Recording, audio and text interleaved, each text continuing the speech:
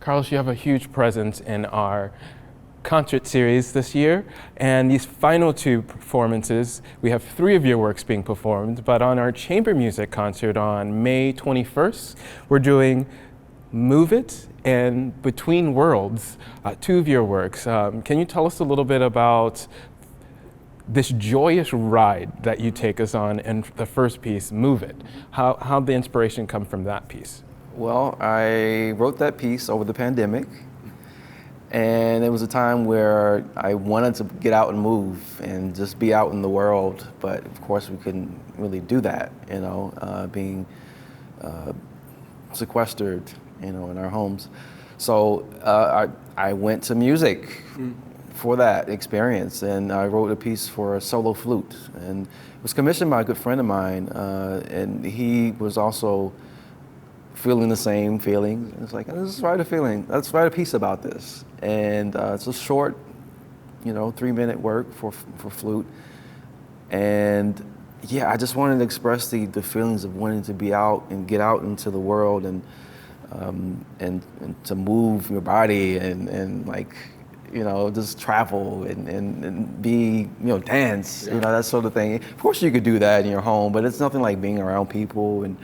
But the piece, it's for solo flute. So imagine, just doing that alone, doing all the things that you would have done with people alone. And so I describe it as a syncopated joyride. That's amazing. So as the piece is being performed, I encourage, the audience just to listen, just for that energy, and sort of put yourself, if you can remember, you may not want to, but what it feels like to be stuck in the house and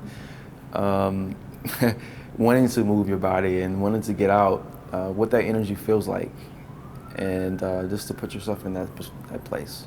Your piece Between Worlds is such an interesting piece because of the inspiration it was drawn from, and an artist that was very special to this inspiration. Can you tell us a little bit about that? So the work is inspired by the artwork of Bill Traylor, who I first discovered visiting the Portrait Gallery in DC, the Smithsonian.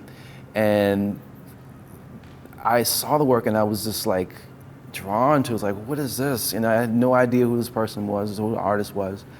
And the work just kind of hit me, like a ton of bricks. But later discovering his life, he was born enslaved person in Alabama, but he lived through Jim Crow, died in 1949. So he lived to see all the different, parts of American history, through the lens of a black man in the South. So, and his work really reflects that, and it's amazing that I would be drawn to that, and his work, not knowing anything about his life. And it just goes to show you, art can be a reflection of who you are as a person, and without you even knowing about it. But the piece is for solo strings. I have four separate pieces, one for solo violin, solo cello, solo double bass, as well as solo viola. And I believe the version that we'll perform is a solo violin version. And each one of it's a different take. It's not based on a particular piece of that Traylor composed, but more so about his life and what he would experience being, black, and always seeing the world as black and white, rich and poor.